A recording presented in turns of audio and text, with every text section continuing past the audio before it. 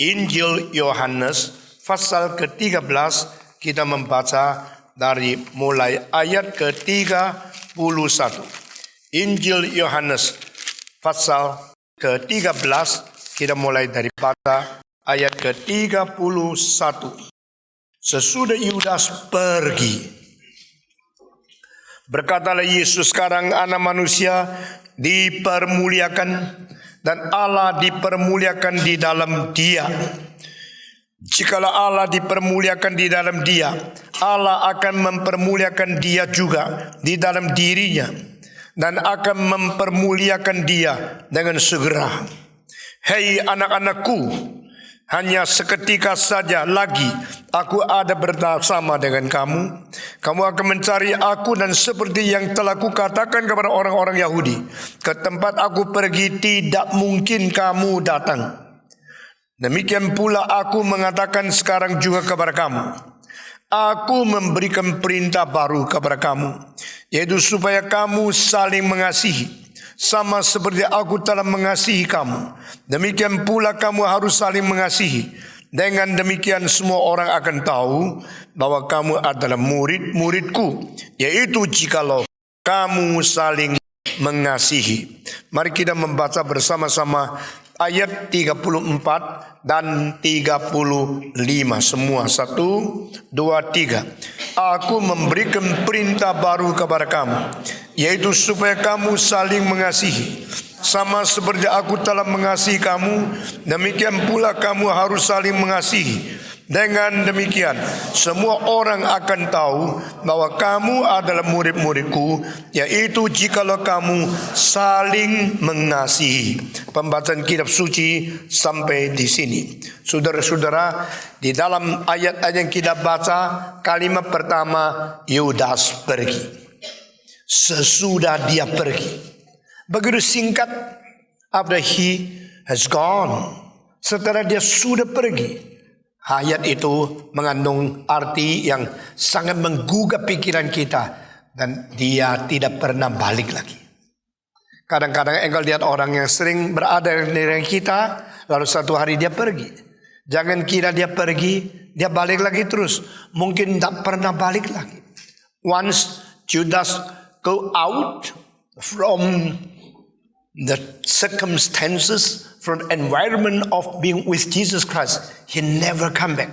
Saudara, tak pernah kembali lagi.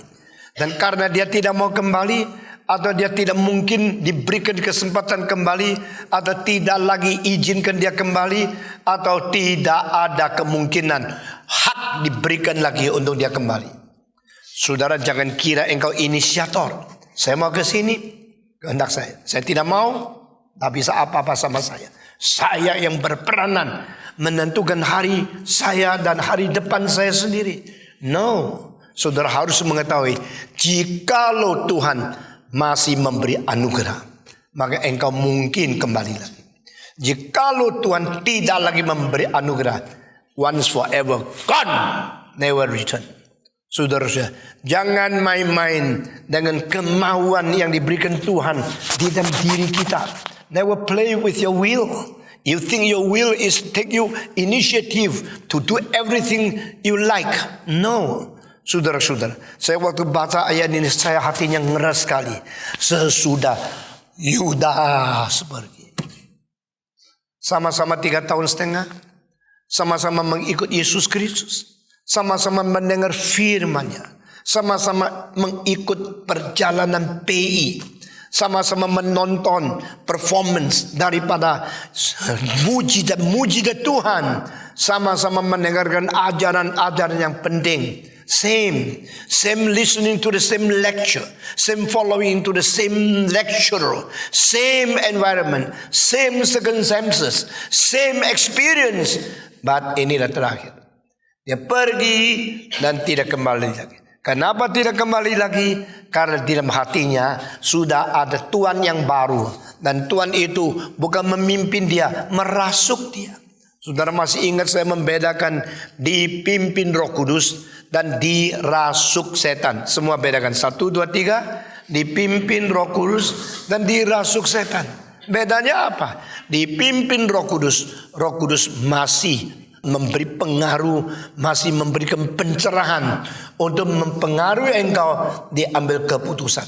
Tapi dirasuk setan, no more guidance but possession. Tidak ada lagi pimpinan, cuma ada kerasukan. Waktu kerasukan itu dari setan sudah tiba ke seseorang, maka 3 unsur yang saya katakan minggu lalu, yaitu very blur mind, very boiling emotion, and very passive will. Ini 3 kalau sudah terjadi, sudah melebihi daripada skizofrenik, melebihi daripada sesuatu psikotik problem, lebih daripada orang yang sakit jiwa. Saudara-saudara, orang sakit jiwa di dalam kelemahan, orang sakit jiwa perlu diobati. Tapi orang kerasukan setan ada sesuatu bahagian di mana dia harus tanggung jawab di hadapan Tuhan untuk kekekalan. Pada seseorang mempunyai emosi yang meluap dan tidak bisa dikendalikan, mempunyai pikiran yang begitu kabur dan tidak jelas, serta mempunyai satu kemauan yang sulit diserahkan kepada sesuatu kuasa supranatural yang begitu tidak bisa dikendalikan oleh sendiri menjadi pasif. Di situ setan makan. Now is my opportunity to possess you. Now is the time you belong to me. Nah, saat seperti itu, kalau tiba, engkau sudah menjadi orang lain. Saudara-saudara, orang yang sakit jiwa masih mempunyai ciri-ciri khas daripada karakteristik dia sendiri.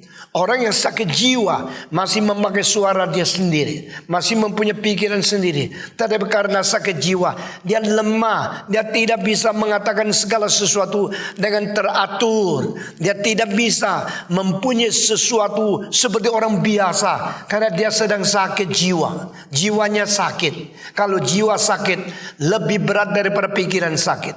Nah, pikiran sakit lebih berat daripada tubuh sakit. Saudara-saudara, tubuh yang sakit bikin kita lemah, bikin kita tidak bisa jalan dengan kuat, bikin kita sudah seperti orang yang tidak berdaya apa-apa. Tetapi kalau pikiran sakit, maka seluruh hidup akan menjadi kacau. Kalau jiwa sakit, seluruh perasaan, seluruh pikiran, seluruh arah hidup tidak tahu bagaimana dikendalikan. Tetapi kalau rasuk setan lain, rasuk setan akan mengakibatkan yang bicara bukan kamu lagi, yang bicara suara orang lain.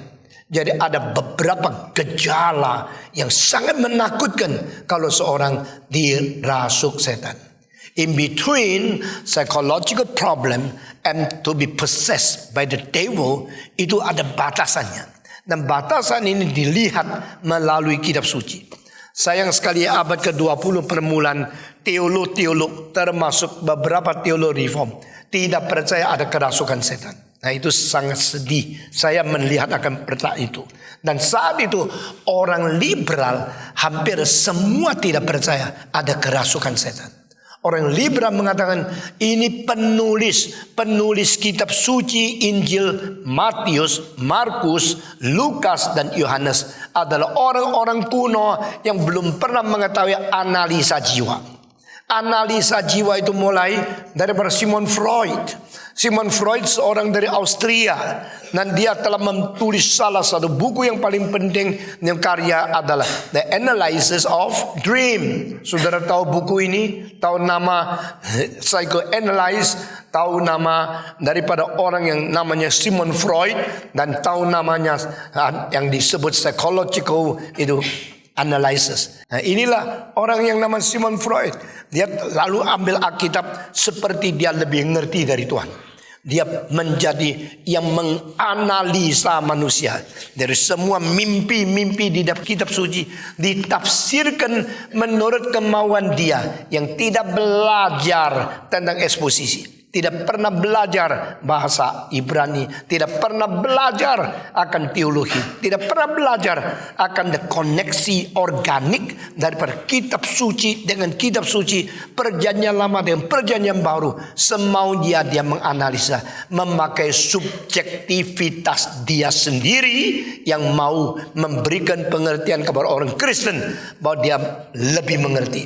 The analyze of the Dream. Buku itu telah menjadi salah satu buku yang paling penting di dalam psikoterapi. Tapi saudara-saudara, berdasarkan orang berdosa dengan ikatan zaman dan limitasi pikiran daripada polusi jiwa manusia untuk menjadi sesuatu ronsen mengerti kitab suci daripada apa yang diwahyukan dari Tuhan.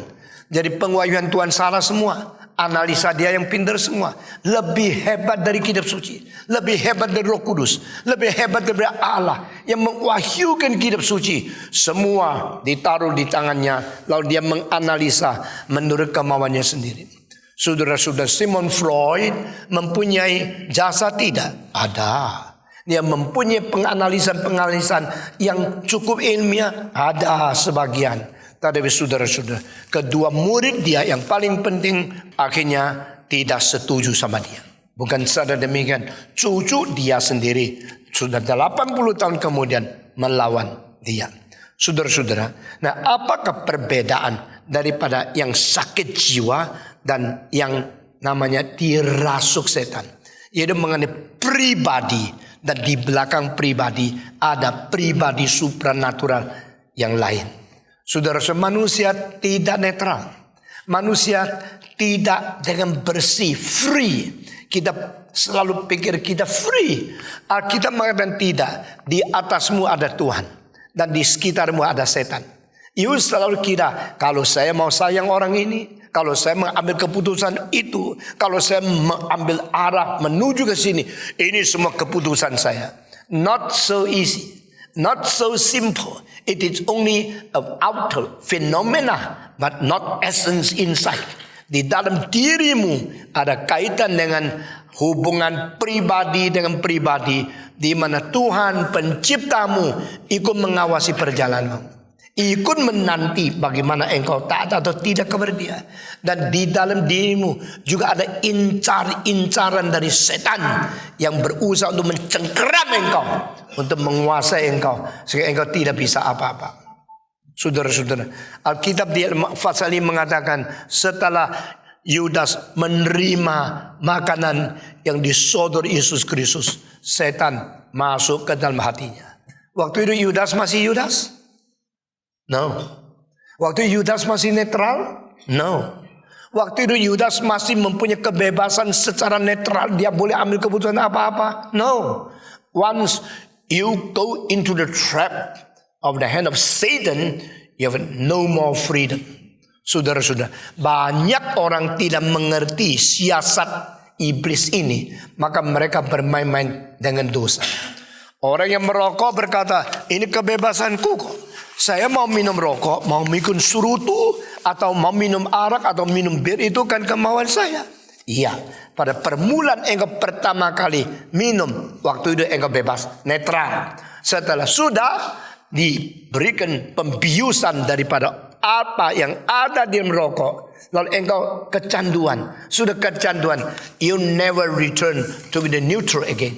Never neutral again.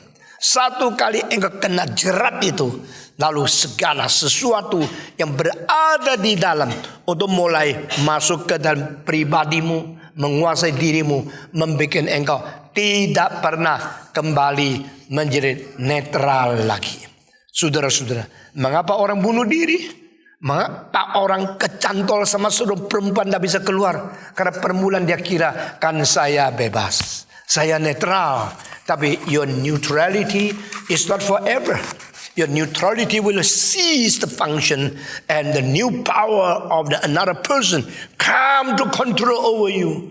Maka pada waktu Tuhan membiarkan Yudas, tidak lagi dikontrol, tidak lagi ditahan, tidak lagi dipengaruhi, tidak lagi diberikan kuasa Roh Kudus untuk menggerakkan hati dia.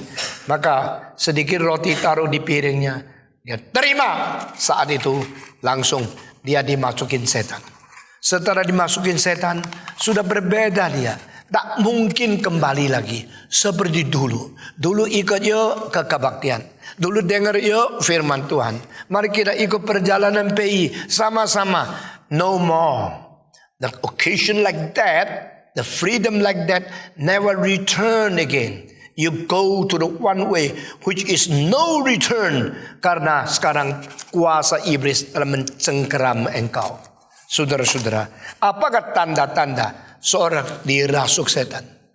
Apakah bedanya dirasuk setan dengan sakit jiwa? Saudara-saudara, sedikitnya beberapa gejala yang kita lihat dari Alkitab. Orang yang dirasuk setan kadang-kadang mempunyai kuasa supranatural yang tidak ada pada orang lain. Seorang yang dirasuk setan kadang-kadang mempunyai kekuatan yang luar biasa, sehingga siapapun tidak bisa mengendalikan dia. Saudara-saudara, saya melihat seorang pemuda ngomong baik-baik, mendadak memukul orang.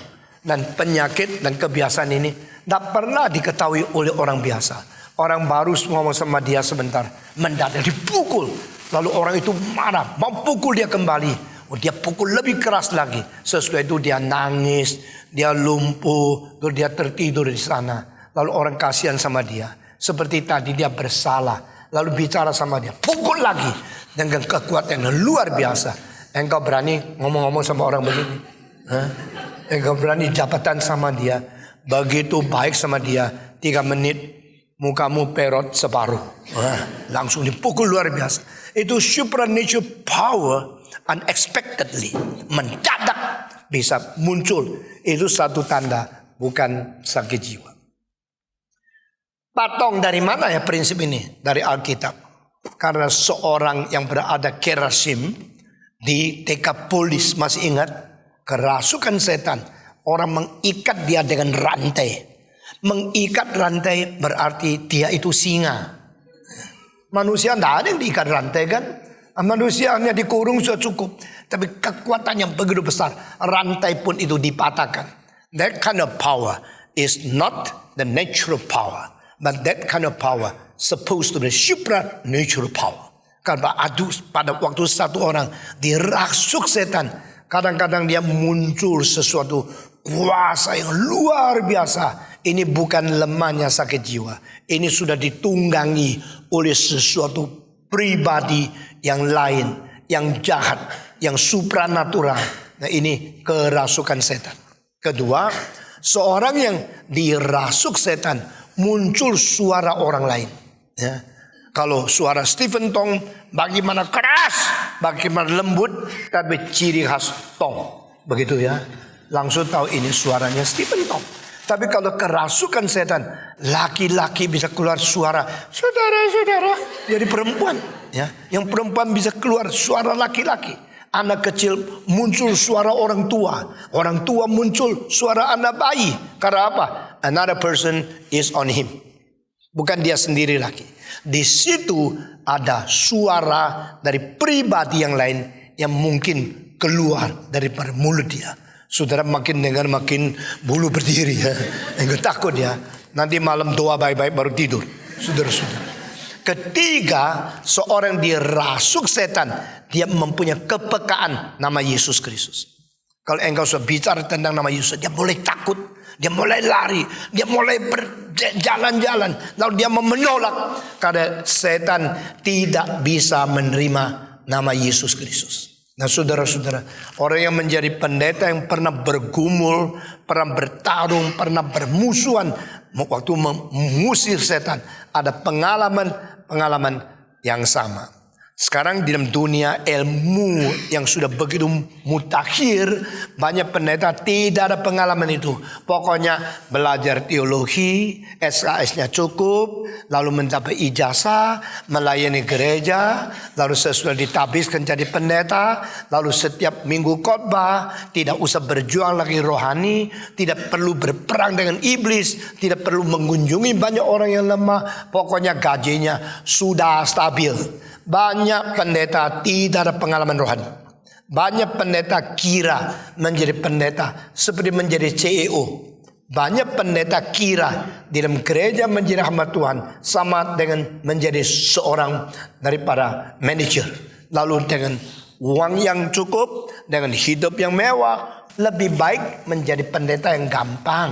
Khotbahkan berita yang diterima. Market orientation ministry. Kenapa khotbah sesuatu yang orang tidak suka? Anggota tidak bisa tambah. Kenapa bicara sesuatu yang orang tidak suka dengar? Itu persembahan akan kurang. Lebih baik bicara yang semua senang, khotbah yang semua orang terima. Untuk mengkhotbahkan semua orang terima, dipetik-petik, dipilih-pilih. Yang kurang baik disaring, yang bisa diterima dikhotbahkan. Pendeta seperti gini cilakalah.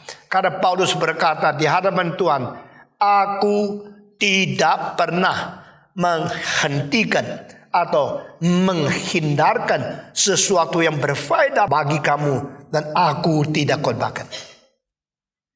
Kalimat ini muncul daripada pertemuan Paulus dengan tua-tua yang dipanggil dari Efesus untuk datang kepada Smyrna. Saudara-saudara, Smyrna itu dari Efesus cukup jauh. Dan Paulus pada waktu terakhir kali mau menuju kepada Yerusalem dan tidak kembali lagi di kota-kota yang dia pernah kunjungi. The final time dia lewat akan Smyrna.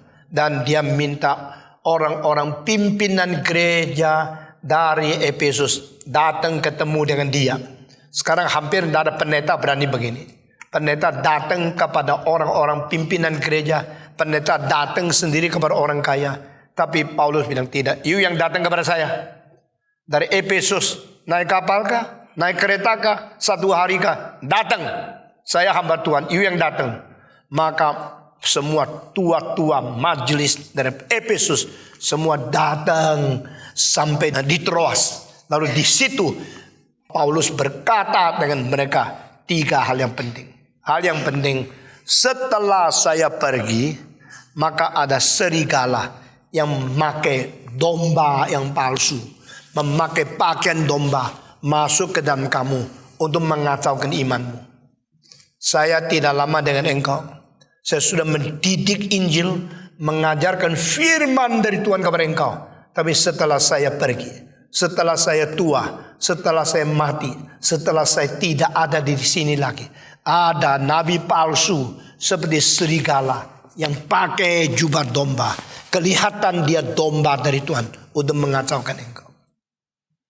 Kedua, dia mengatakan bahwa setelah aku pergi, aku mentuturkan kamu harus menggembalakan domba-domba Tuhan dengan setia.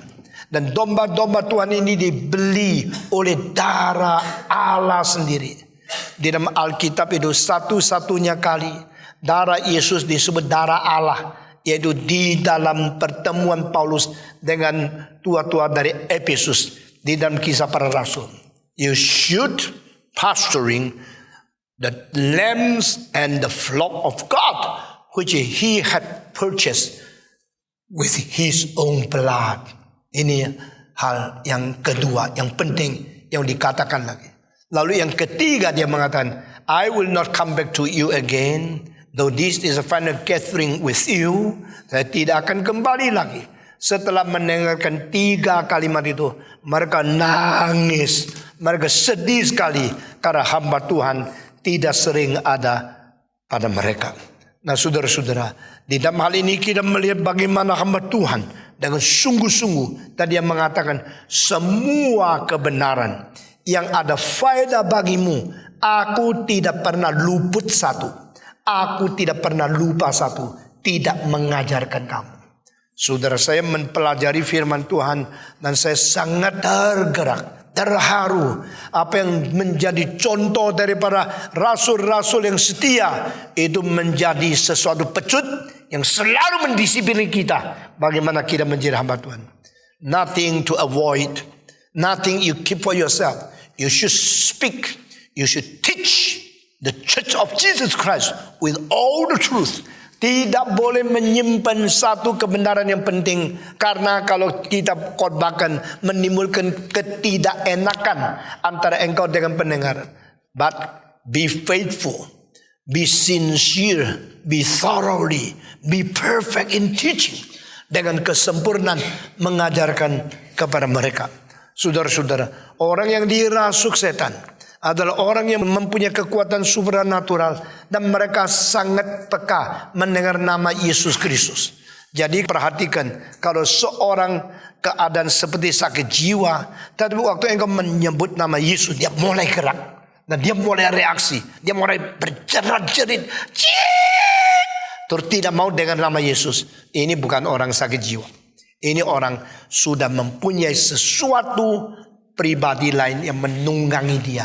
Dan pribadi itu adalah pribadi yang menjadi musuh Yesus Kristus. Saudara-saudara, keempat.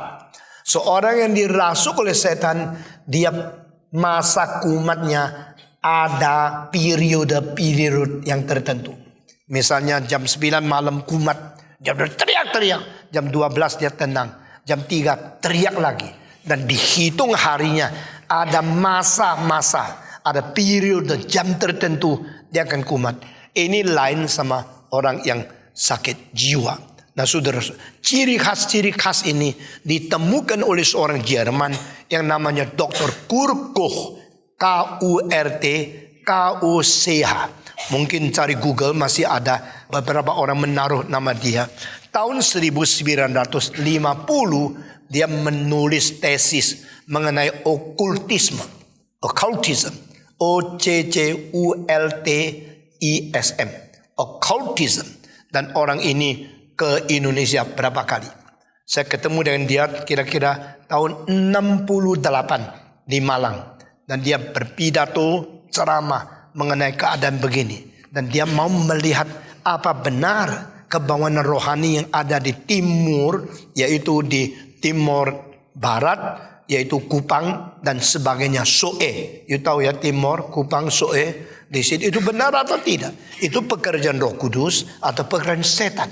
Setelah dia menjelajah Indonesia, menyimpulkan dengan banyak data-data, dan dia melihat di Indonesia ada pekerjaan Tuhan, tapi banyak kebangunan yang disebut Roh Kudus itu campur pemalsuan daripada setan. Nah saudara-saudara, dan satu kalimat yang saya mendapat daripada dia sangat terkesan, itu sudah 44 tahun yang lalu. Dia mengatakan, saya waktu keliling seluruh dunia melayani Tuhan, sering terjadi keluarga saya diserang oleh iblis. Khususnya pada waktu saya mengusir setan di situ di Jerman, istri anak saya sakit keras. Nah saat-saat saya cocokkan, menemukan memang setan tidak senang saya bekerja untuk Tuhan.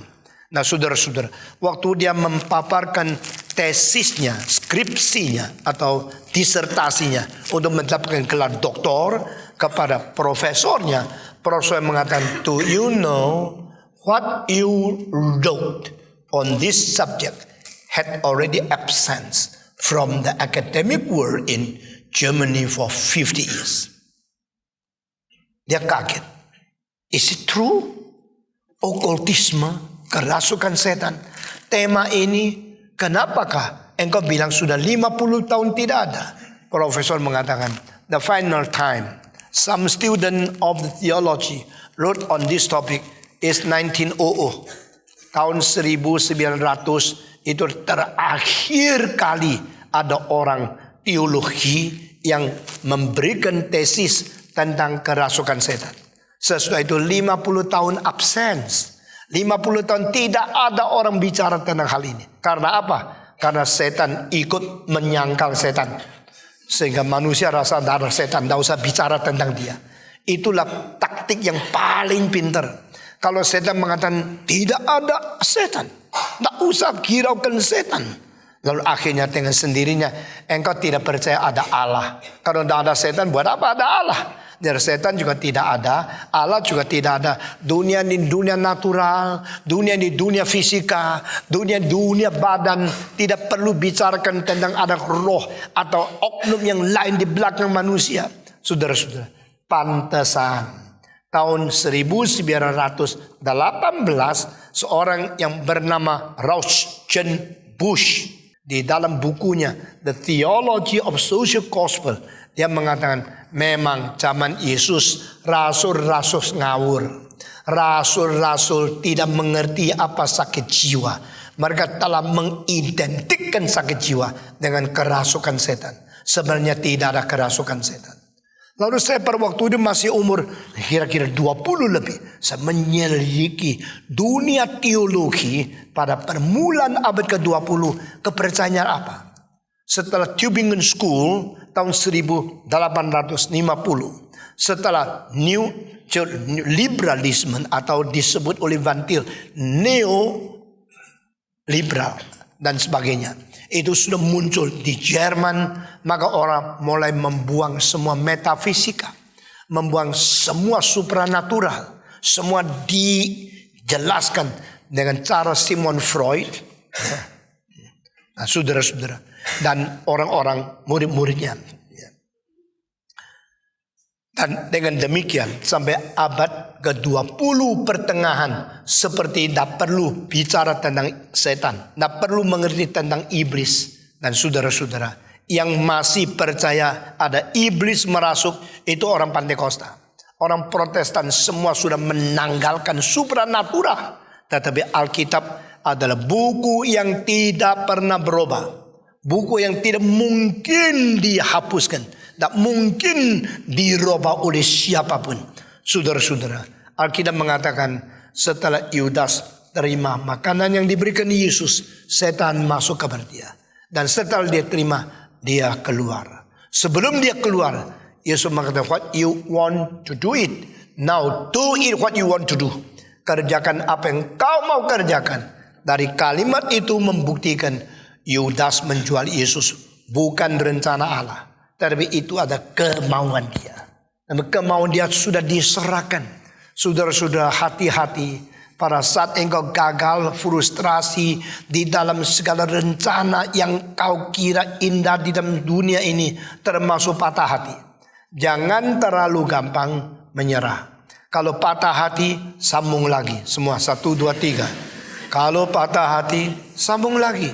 Kalau patah hati, jangan gila, tapi lagi. Semua 1, 2, 3. Kalau patah hati jangan gila, lagi. Cari lagi yang lain. Jangan patah hati. Kalau engkau sudah patah hati, akhirnya blur mind, boiling emotion, and passive will. Saat itu setan mengatakan, this is the opportunity for me to possess you. Jangan kira hebatnya. Saya melihat beberapa pemuda-pemudi yang tidak mengerti rahasia rohani ini. Akhirnya jatuh di dalam tangan setan. Sampai mati tidak bisa kembali. Ini kasihan sekali. Dulunya sangat pintar. Dan ada satu pemuda dipaksa oleh papanya. You mesti juara 3 paling sedikit. Kalau tak bisa juara 2, tak bisa juara 1 paling sedikit. Mesti juara 3. Nah, anak itu dari kecil itu mau menjadi juara. Selalu 1, 2, 1, 2, 1, 3, 3, 2, 2, 1, 1, 3, 3, 2. Terus sampai SMA kelas 3. Terakhir dapat angka juara 7. Ini terjadi tahun 69. Tuh dia menjadi bingung. Papa nanti kalau pulang lihat saya juara ke-7. Marahnya akan jadi apa? Saya bagaimana bisa menjawab dia? Jadi dia akhirnya tidak ada jalan keluar. Dia serah kepada iblis. Sore itu jam 6 papa kembali. Ketuk pintu, tidak ada anak yang buka. Dia akhirnya dobrak pintu masuk. Kelihatan 2 kaki gantung di tangga. Lalu goyang-goyang begini. Apa ini? Dia lihat. Anak yang ganteng sekali. Saya kenal orangnya. Umur 17 sudah gantung diri. Karena apa? Tekanan yang tidak masuk akal. Menuntut anak harus begini, harus begini. Anak itu tidak bisa tahan. Dia tidak bisa terima. Saya dari kelas 1 SD sampai kelas SMA. Selalu kalau enggak 1, 2, 3, 2, 1. Kenapa sekarang jadi juara ke-7? Dia malu, dia frustrasi, dia sakit hati. Dan dia tidak tunggu papanya pulang untuk diskusi bagaimana. Dia ambil keputusan serahkan kepada setan. Saudara-saudara, kenapa pemuda-pemudi yang patah hati membunuh diri? Kenapa loncat ke laut? Kenapa minum obat? Mengapa pakai cara macam-macam menghentikan hidupnya? Karena engkau tidak tahu di belakang kamu ada setan, juga ada Tuhan.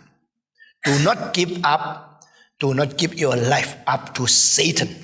Jangan engkau mempasifkan kemauanmu sendiri. mengkaburkan pikiranmu dan membiarkan emosi hatimu itu meluap. Saudara-saudara, kiranya Tuhan memberkati kita biar kita hidup stabil, hidup bertanggung jawab, dan hidup senantiasa bersandar kepada Tuhan. Amin. Masa muda itu cuma satu kali. Dan masa muda kalau mempunyai arah yang benar, hari depan akan cerah sekali. Kalau engkau menyerahkan diri kepada sesuatu yang tidak bertanggung jawab, emosi yang meluap, dan kepada sesuatu kuasa supernatural yang lebih tinggi dari manusia, engkau menghancurkan kekekalanmu, bukannya menghancurkan hari depanmu saja.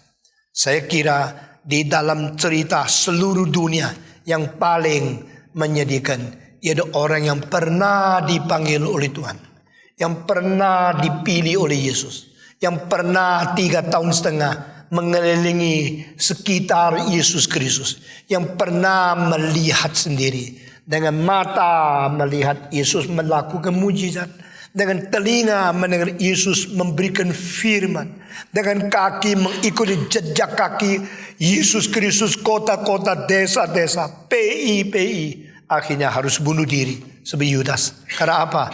Dia tidak menyerahkan hidup kepada Tuhan. Saudara-saudara sekalian, orang yang paling dekat dengan Tuhan bisa bunuh diri? Bisa. Orang yang sudah dipilih oleh Tuhan bisa dirasuk setan? Bisa. Orang yang Tuhan sendiri memberi makanan kepada dia, akhirnya meninggalkan Tuhan tidak pernah kembali? Bisa. Ini semua tercatat di dalam kitab suci. Pemuda-pemudi, hal yang paling bahagia kita lihat dari kitab suci. Hal yang paling bahaya juga kita lihat dari kitab suci. Hal yang paling membuat kita dekat kepada Tuhan dicatat dalam kitab suci. Hal yang paling menipu kita sendiri, akhirnya menghancurkan hidup kita, juga ditulis di dalam kitab suci. This is the book to share about the secret of spiritual life and the secret of the eternal bliss. Saudara-saudara, apakah yang disebut berkat selama-lamanya? Apa yang disebut kebinasan selama-lamanya? Semua kemungkinan tercatat di dalam kitab suci ini. Biar kita menjadi orang yang penuh perasaan takut kepada Tuhan, penuh perasaan tanggung jawab untuk hidup memuliakan Tuhan. Saudara-saudara, sesudah Yudas pergi, berkatalah Yesus, sekarang anak manusia dipermuliakan dan Allah dipermuliakan di dalam dia. I will be glorified and God my Father will be glorified through him. Saudara-saudara, apa artinya dipermuliakan? Kita selalu baca kitab suci tidak ngerti lewat aja. Sudah biasa begitu kan? Kalau ditanya, tidak tanya siapa. Kalau tanya dihina, lebih cilaka. Lebih baik datanya seperti ngerti, padahal tidak ngerti. Lalu lewat setiap tahun terus lewat baca kitab tidak ngerti. Saudara-saudara, tapi saudara harus mengetahui ya, di dalam seluruh hidup Augustinus, dia cuma mau tahu dua hal. The first, to know God. And second, to know the human soul. Augustine mengatakan, in all my life, I only want to know two things. The first, to know God. And second, to know human soul. Lalu ditanya, any other question? No. No other question? Absolutely no. I do not want to know anything except these two things. To know God and to know human soul. Di dalam buku dari Billy Graham, saya pernah membaca satu kali. Billy Graham mengatakan, once in the class, a young man suddenly shout out very loud, "Who am I?" When he say, "Who am I?" everybody in the class laughed at him. Mereka tertawakan dia. Gila lu, menanya siapakah saya di dalam classroom. Lalu Billy Graham tulis, you should know that guy is asking one of the most important question in the human history. Siapakah saya? Ini pertanyaan paling penting. Tapi banyak orang yang bilang saya. Buat apa tanya lagi? Saya itu saya dong. Masa lu gak tahu lu siapa? Gak tahu gua siapa? Saya itu saya, kamu itu kamu, dia itu dia. He is asking one of the most important question in human culture, in human history. But who is man? When a man understands who is man, he can start to live as a true man. before God. Lalu dari pertanyaan itu saya memperkembangkan satu khotbah. Khotbah itu saya tanya, di dalam pertanyaan ini masih ada 3 pertanyaan. When one person say, who am I? We should trace to the 3 hidden question. Who ask? Second, ask whom? And third, ask what? Who am I? Who ask? I ask. Kedua, ask whom? Ask myself. Ketiga, ask what? Ask what is I? What is the meaning of I am? Nah, ini semua tidak ada jawaban kecuali kembali pada Alkitab. Nah, saudara-saudara, begitu banyak kali kita baca Alkitab, yang ngerti lewat aja enggak apa-apa lah. Kalau tanya orang juga diketawain orang lain. Itu yang bikin rohani kita tidak pernah maju.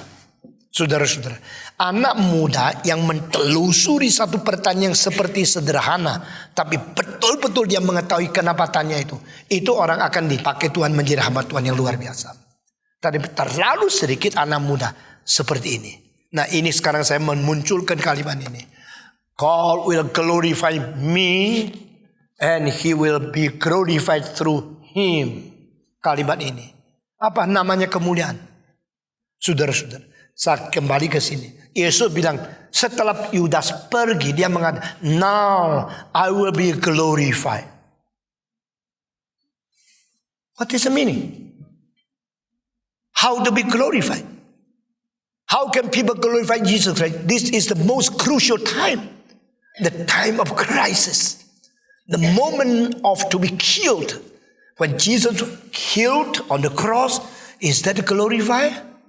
Bagaimana Allah memuliakan anaknya? Saudara jangan kira ini ayat biasa loh. Ini ayat mempunyai keadaan yang dalam luar biasa. Pertama kali Yesus dimuliakan waktu dia dari tidak terbatas menjadi terbatas. Kenapa? Dia tidak terbatas berarti di surga. Dia terbatas berarti dia turun ke dunia. That is the first moment Jesus crucified. Masa Alkitab ada tulis ini? Di mana Alkitab mengatakan Yesus Kristus dimuliakan. Waktu dimuliakan di dalam situasi bagaimana? Justru di situasi dia lahir di palungan. Saudara bayangkan palungan itu tempat manusia atau binatang? Tidak tahu. Binatang. Tempat binatang harum atau bau? Tidak tahu ya. Kan tidak pernah engkau ke situ sih. Coba pergi ke situ. Di tempat kandang sapi, kandang daripada kuda, kandang daripada domba. Mereka diikat di situ, dibelenggu di situ. Lalu kuda kalau mau kencing, dia mengatakan, coba pinjam kunci WC. Saya mau pergi kencing lalu balik lagi. Begitu dah. Enggak kan? Kuda langsung sudah begitu, dia juga puji Tuhan. Hidungnya tidak peka seperti kamu. Apalagi kamu yang selalu pakai parfum, pakai itu minyak eau de cologne. Itu kuda tidak ada. Kuda sudah kencing di situ, lalu dia tidur di situ, lalu dia bangun di situ, berak di situ. Itu namanya binatang. Nah, Yesus waktu dilahirkan di binatang di Bethlehem. Bagi kita kalau waktu melihat itu Yesus dilahir di Bethlehem, semua kartu Natal cantiknya, itu palungan bagusnya, rupamu. Coba pergi sendiri baru tahu berapa bau. Nah, saudara-saudara, pada waktu Yesus dilahirkan, maka ada lagu yang dinyanyikan di padang belantara dari malaikat kepada siapa? Kepada penggembala dengan kalimat 2. Di tempat yang maha tinggi. Apa? Semua jawab. Di tempat maha tinggi apa? Mulia bagi Allah. Di bumi sejahtera diberikan kepada orang-orang yang diperkenan. Wah, saya sadar. When Jesus born to be a man in the lowest measurement, the lowest standard life, that is the glory of God. Nah, ini pertama kali glory to the highest when Christ come to the world. Lalu di sini saya sudah dimuliakan, saya akan dimuliakan lagi. Saya berkata, do you know the further glorification in Jesus' life? is to be hung on the cross in his crucifixion. Saudara-saudara, saya menemukan semua prinsip ini berdasarkan pengertian seluruh kitab suci, bukan berdasarkan konsep manusia seperti engkau dan saya kira pikir. Kalau dikasih berlian itu mulia. Kalau Yesus dikasih jubah yang mahal itu mulia. Kalau Yesus diangkat menjadi raja di Yerusalem itu mulia. I will be glorified. Saya akan dimuliakan. Tidak lama lagi saya dimuliakan. Dan Allah Bapa akan dimuliakan melalui dia, yaitu anak yang dimuliakan. What is that? Oh, orang biasa tidak akan mengerti kitab suci. Teolog-teolog liberal tidak akan menyetujui apa yang kita katakan. Saudara-saudara, waktu Yesus lahir di Bethlehem, di tempat yang paling bau, paling keji, yang paling remeh, yang paling hina, itu namanya memuliakan Tuhan. Waktu Yesus dipaku di atas kayu salib dengan paling kejam, paling sakit, paling aniaya, itu namanya kemuliaan seterusnya. Nah, ini dimengerti dari mana? Saudara-saudara, seolah-olah kita tidak lihat semua ini. Tapi Paulus berkata, orang Yahudi mencari apa? Mujizat. Orang Yunani mencari apa? Bijaksana. Jewish people, they are seeking after the miracle. And the Greek people, they are seeking after the wisdom. Istilah filosofi dari bangsa apa? Bangsa Greka. Philo artinya apa? I love. Sophie artinya apa? Wisdom. Maka Socrates, Aristotle, Plato, Empedocles dan Lucretius lalu sampai terus sampai pada akhir orang Stoicism, orang Epicureanism, mereka carinya adalah bijaksana, filsafat. Dan orang Yahudi maunya mujizat. Waktu mereka datang ke atas Golgota, hei, nyatakan mujizat, turun daripada salib. Kalau engkau memang anak Allah, turun supaya saya berbakti, saya bersujud kepada kamu. If you are the son of God, come down now. If God is the Father, let Him deliver you. Yesus turun tak? Yesus turun tak? Kenapa tidak? Kalau engkau, kalau saya pasti turun. Ayo turun sekarang. Lutut sama gua, kurang ajar. Lu kira tak bisa turun? Coba naik, saya sudah turun. Sudah lutut, saya naik lagi. Gitu ya. Kira-kira begitu kan? Ya, I will show to you, I am the Son of God. I can do what you want. I can show the performance of miracle as what you require. You don't play with me. Ini biasanya nafsu manusia begini. Tapi Yesus tidak mau. Yesus tidak mau turun supaya orang kalau percaya dia bukan karena melihat kemuliaan dunia, tapi melihat kemuliaan surgawi. Akhirnya ada nggak orang yang menjadi orang beriman kepada Yesus Kristus meskipun dia tidak turun? Jawab. Siapa? Perampok itu. Perampok itu tidak melihat, oh turun, naik lagi. Oh ya, aku percaya kepadamu. Justru tidak lihat Yesus turun. Di situ dia melihat kemuliaan Tuhan. Saudara-saudara, saya kasih tahu, tersembunyi di belakang semua kesengsaraan, the glorification of Jesus Christ. Academic study of human reason and theology never understand this. Maka Paulus akhirnya berkata, for Jewish people who are seeking after a miracle, and Greek people, they are seeking after the wisdom. But we, Paulus, we are preaching about the crucifixion of Jesus Christ. Di atas salib tidak ada mujizat. Di atas Golgota tidak ada bijaksana. Akhirnya Golgota menjadi tempat yang paling mujizat, yang paling bijaksana, karena muliaan Allah tersimpan di dalam. Ini semua saya simpulkan di dalam 2 Petrus. Pada orang Kristen dianiaya, dibunuh, dialirkan darah, ditusuk, disalibkan, dibakar dengan api. Petrus mengatakan, I see the spirit of the glory is upon them. Wah, saya baca ayat itu saya ingin nangis. Saya baru mengerti kitab suci lain cara pikirnya.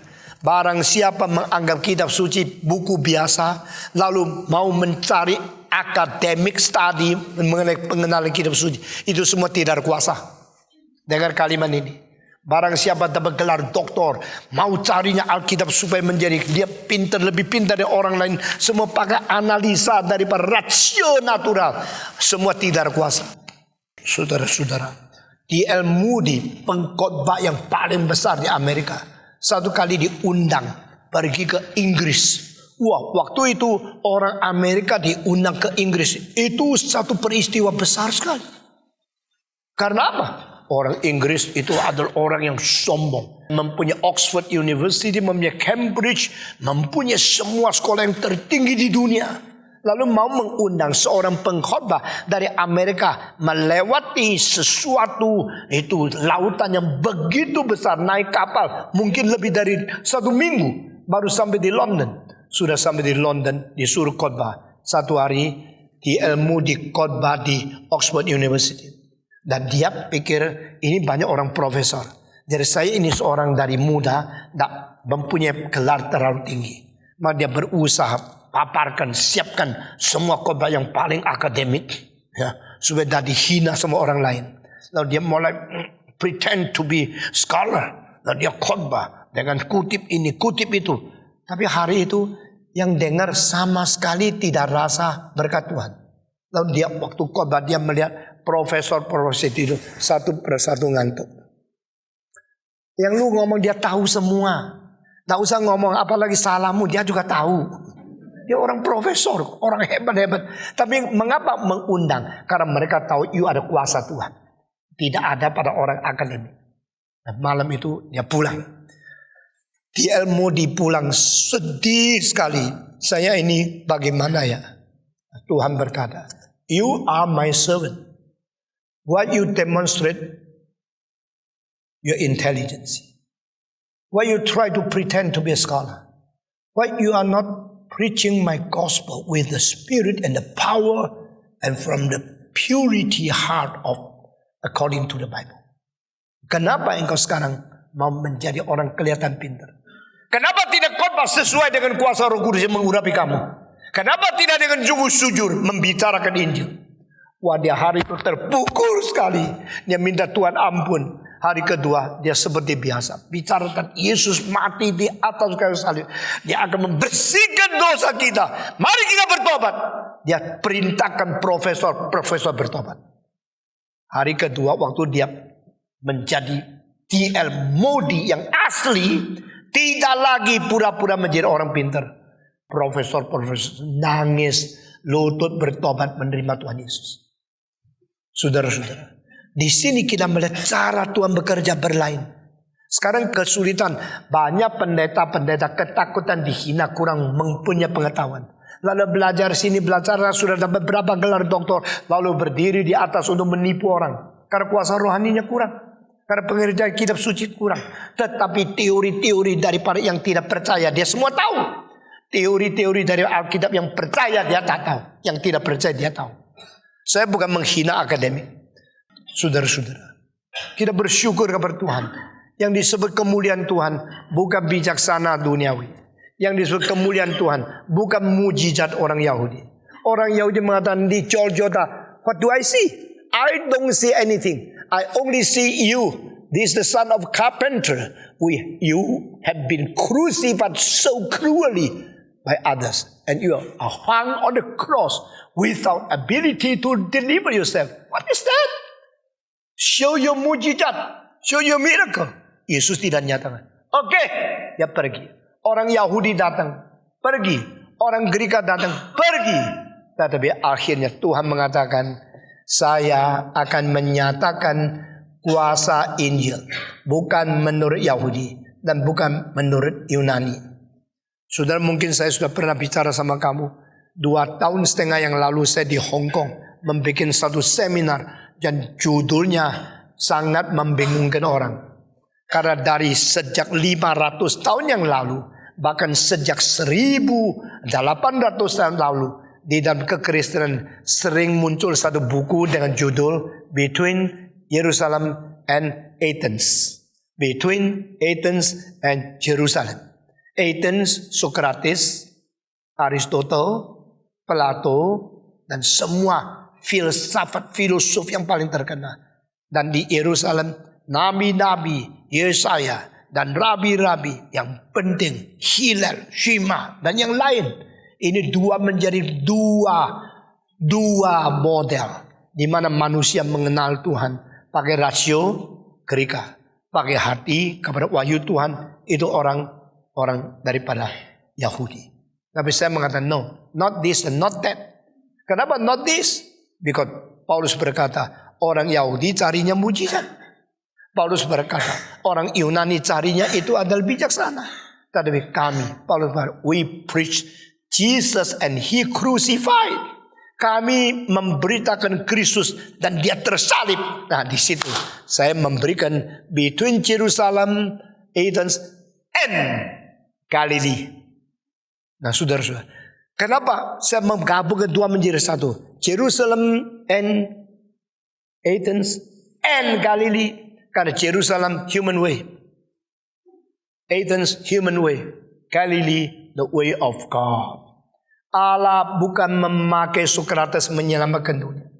Allah bukan memakai Musa menyelamatkan dunia. Allah bukan memakai orang Yahudi menebus manusia.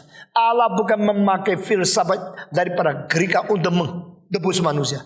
Allah memakai seorang yang munculnya dari Bethlehem, besarnya di Nazaret, lalu dari negara Galili dia datang akhirnya dipaku di atas salib untuk menjadi juru selamat.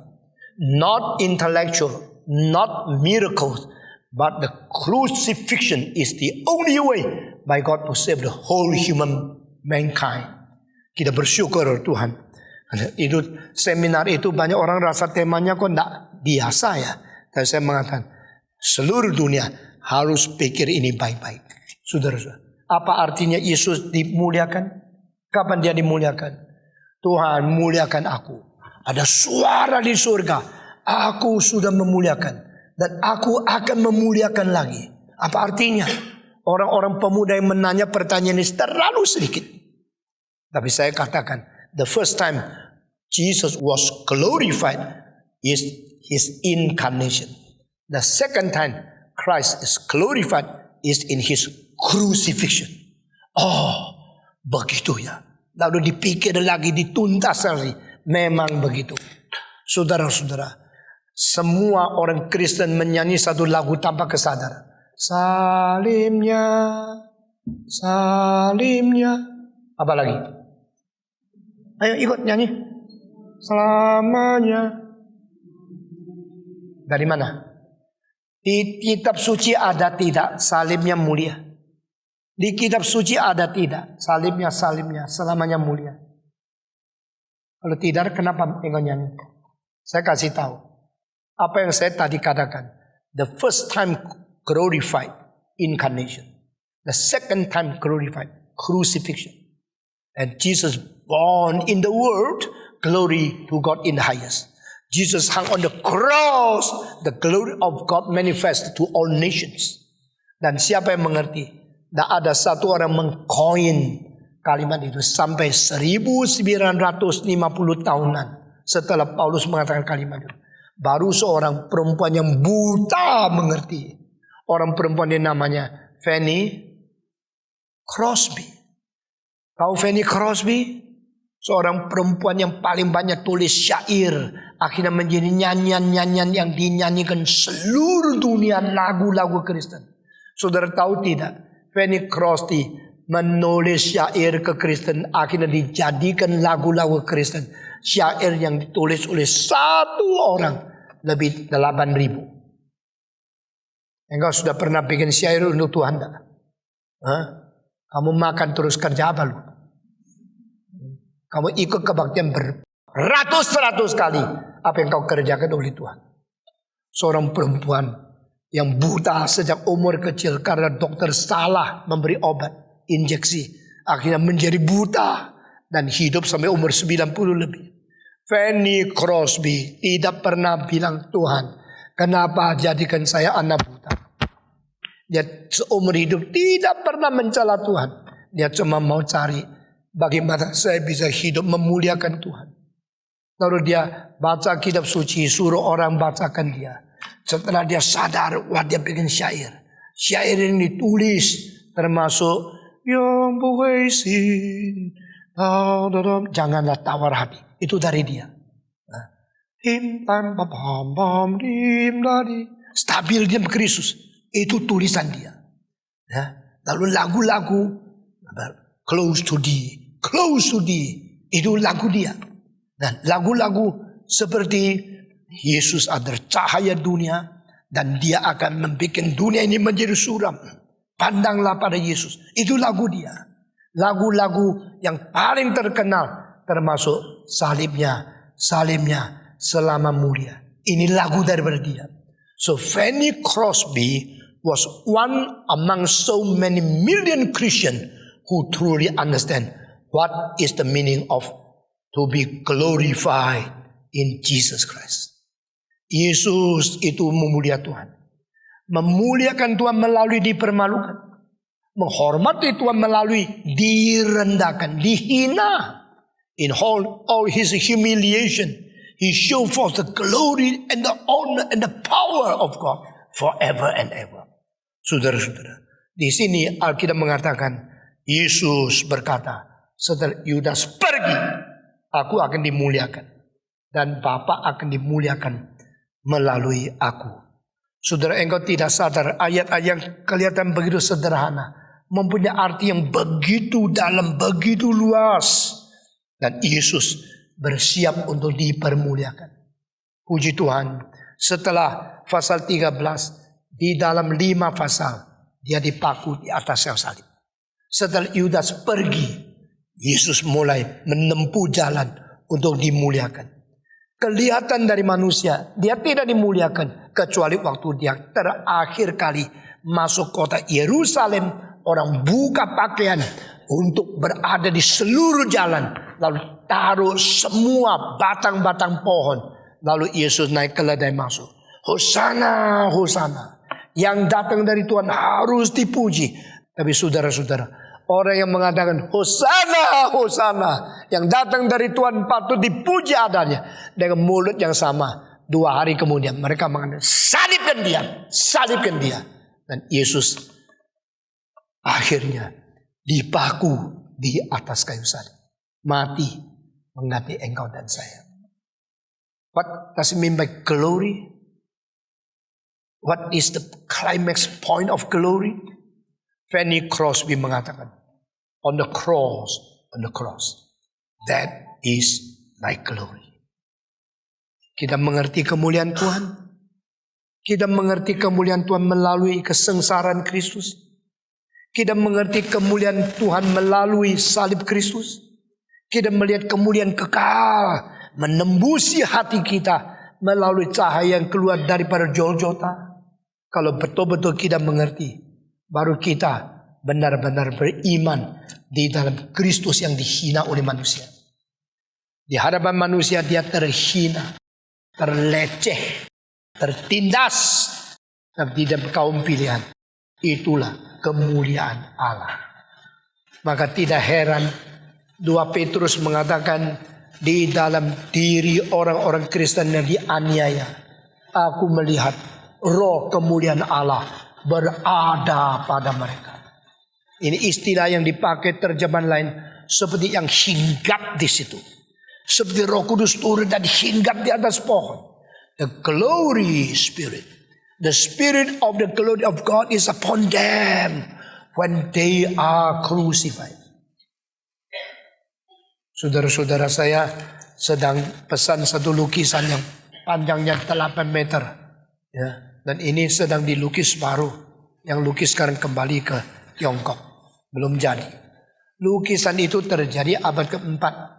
Yaitu pada waktu Konstantin, Kaisar Romawi, di dalam peperangan. Dia mendadak melihat satu visi di atas angkasa. Dan satu suara mengatakan, bersandarkan kepada salib, kau akan menang. Lalu dia sudah dijatuhkan ke dalam sungai sama kudanya. Lalu dia menangga ke atas melihat visi itu. Sesudah itu dia mengatakan, Yesus Kristus, saya mau datang kepadamu, tolonglah aku. Dan akibatnya ada, dia perang, dia menang. Setelah menang dia kembali ke Roma, mengumumkan, mulai sekarang berhenti menganiaya orang Kristen. Mulai sekarang kerajaan Romawi harus mengambil keputusan menerima Yesus sebagai juru selamat. Wah, karena dia kaisar, seluruh negara taat. Tidak ada orang yang tidak berani taat kepada dia. Dan dia kaisar yang menang, kaisar yang berkuasa besar. Mulai hari itu tidak ada lagi pembunuhan terhadap orang Kristen. Dan lukisan ini mungkin setengah tahun kemudian baru jadi. Karena 8 meter dan manusia yang harus dilukis di dalamnya lebih 300 orang. Susahnya luar biasa.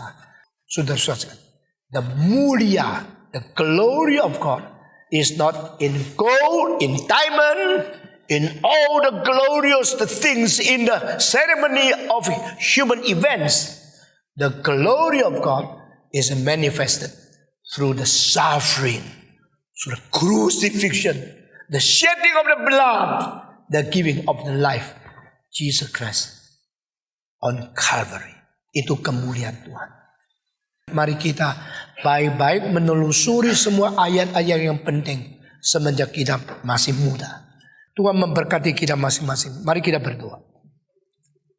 Bapa di dalam surga, berkatilah seluruh rencana yang Tuhan bebankan di dalam hati manusia, dan beri kami pengertian firman Tuhan dengan tuntutan yang sungguh-sungguh, bukan bermain-main, sehingga pemahaman firman Tuhan dan kuasa yang Tuhan berikan dari firman-Mu kepada hati manusia boleh menjadikan kami hidup untuk memancarkan Injil Kristus, meninggikan salib Kristus, dan memberikan kuasa kebangkitan Kristus kepada setiap manusia yang datang beriman kepada Tuhan.